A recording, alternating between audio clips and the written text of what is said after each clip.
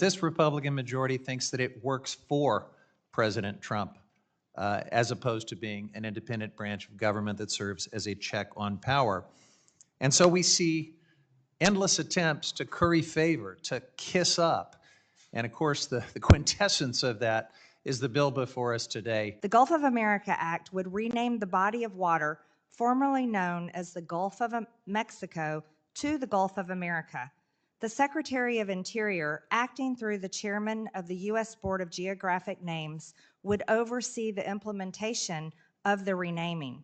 On his first day back in office, President Trump signed Executive Order 14172 entitled Restoring Names That Honor American Greatness. Stephen Colbert proposed this as a joke in 2010, and it's important to remember what was going on at the time, what led to the joke. There was a blown BP oil well that gushed oil for many, many weeks and months, killed 11 people, crushed the coastal economy of the Gulf, and Colbert used the name change as a gimmick to raise awareness of the disaster that dragged on for 5 months, something our Republican friends seem to have forgotten about as they advance their dirty drilling agenda. It is weirdly appropriate that they are taking what started out as a joke and actually moving it forward as part of their drill baby drill agenda, and unfortunately that means the joke is on us. You aren't actually a terrorist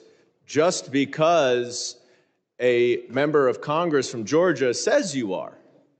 There actually has to be evidence provided to support that. That's how our country works. That's how due process works. That's how the rule of law works.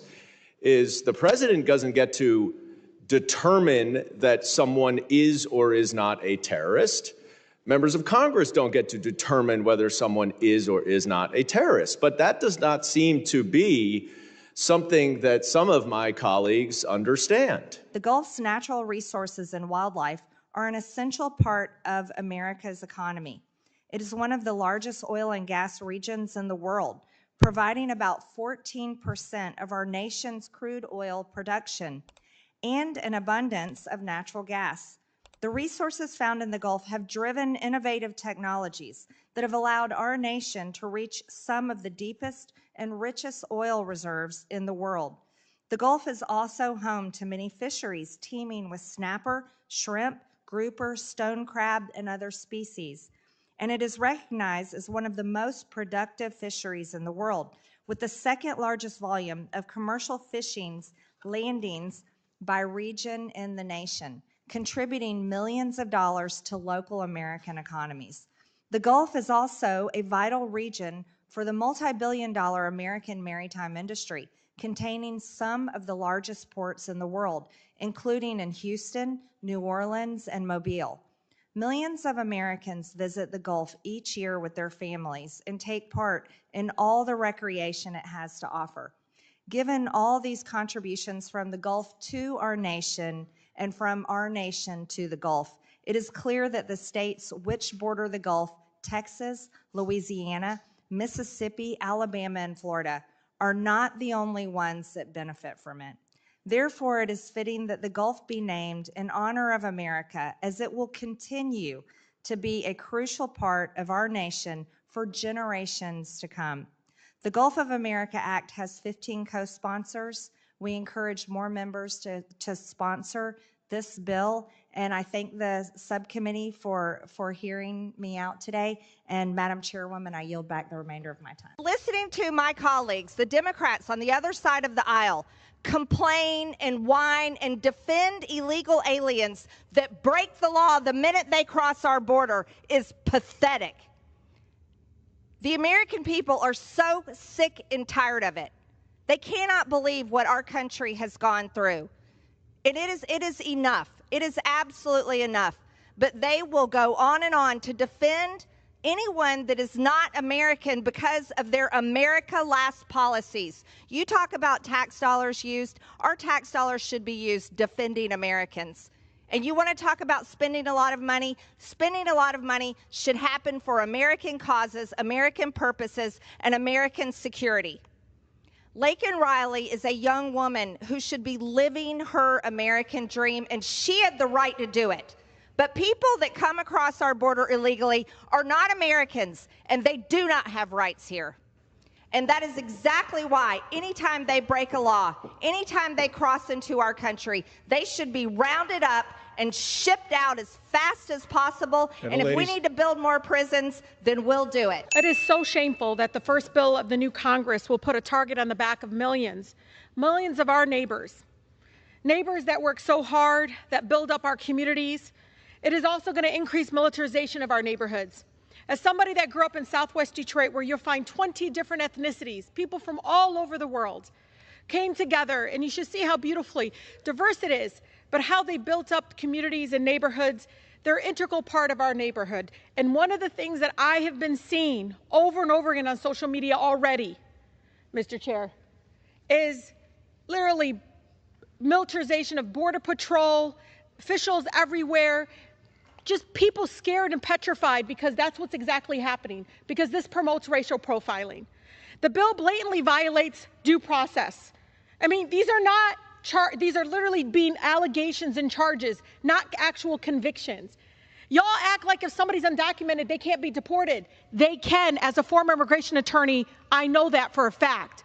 You're making this up so you can literally allow people to be profiled and discriminated against. Blame them for the cost of eggs? Is that what we're doing here? We're blaming them because you guys can't get corporate greed on a side that is a disease that is killing our economy? People can't afford housing? You think it's because of our immigrant neighbors? No. If you cared truly about fixing our immigration system, you'd go fix it so that U.S. citizens married to undocumented spouses can actually adjust their status, where we have mixed statuses, because for 30 years we've ignored and vilified immigrants. Enough is enough. It will separate families. It would lead again to continued discrimination. It's shameful that my colleagues are giving into racist fear-mongering at the first opportunity to pass legislation to scapegoat our immigrant neighbors and fuel hate in our communities. I know what's going to happen. It won't just be undocumented. It'll be people like my mother who will get stopped and profiled. She have to carry her U.S. passport around? Are we asking people allowed to have documentation? That's what you want to turn our neighborhoods into, is militarization? I yield the gentlelady an additional 30 seconds. The gentlelady is recognized. I just ask all of you to truly understand what this will do to our communities. I urge our colleagues to please vote no on this divisive bill. And it's so important to understand what you're going to turn our communities and our neighborhoods into. We can't allow that to continue to happen. With that, I yield. Thank you. The lady is recognized. Thank you. I think my colleague across the aisle is very confused and maybe uneducated and uninformed of what a special interest alien is. SIA is a non-U.S. person who is based on an analysis of travel patterns, potentially poses a national security risk to the United States or its interest. Special interest aliens are people from countries identified by the United States government as having conditions that promote or protect terrorism or potentially pose some sort of national security threat to the United States.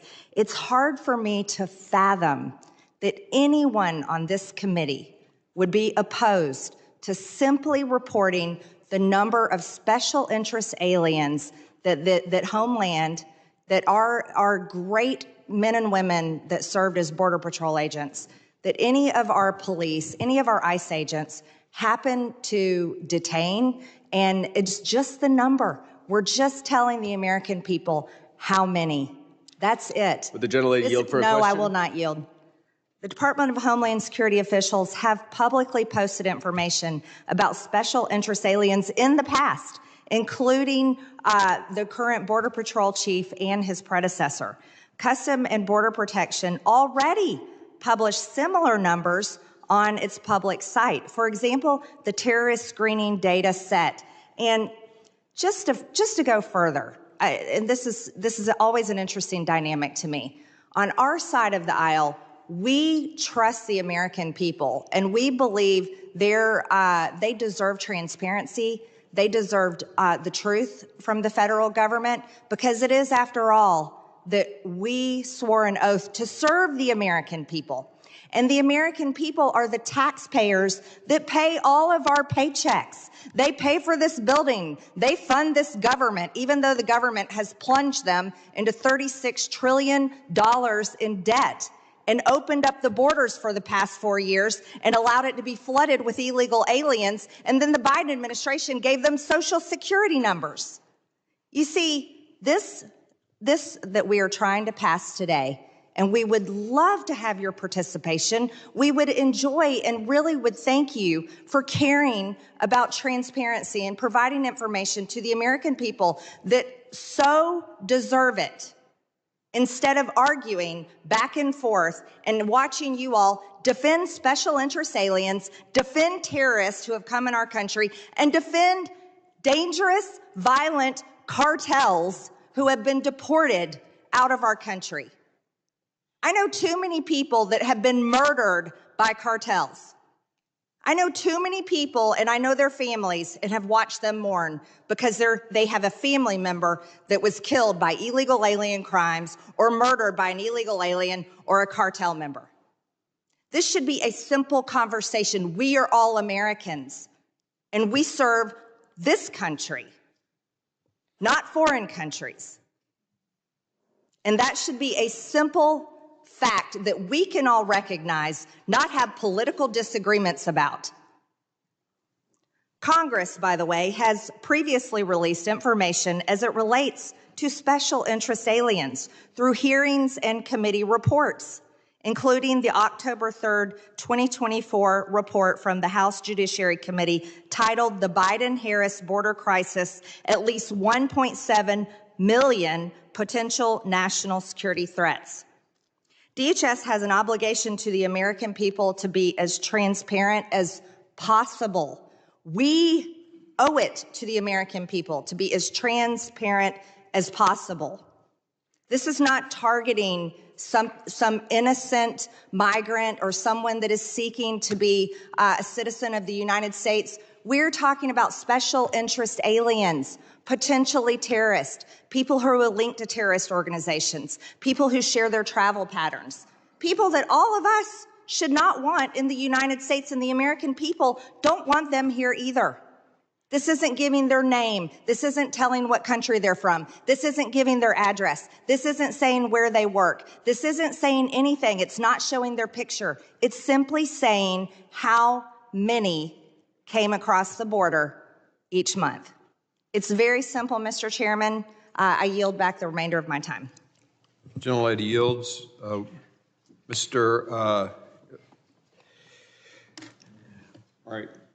So let me just say this. I want us to all debate this, but let's debate the bill as much as we can. I get it that we want to make comments about what's going on, but let's debate the bill, please. I appreciate the lesson that Ms. Greene was trying to pass on to me, but as somebody who prosecuted organized criminal enterprises for 10 years, I can tell you that this kind of information only helps the enemy. It does not stop them.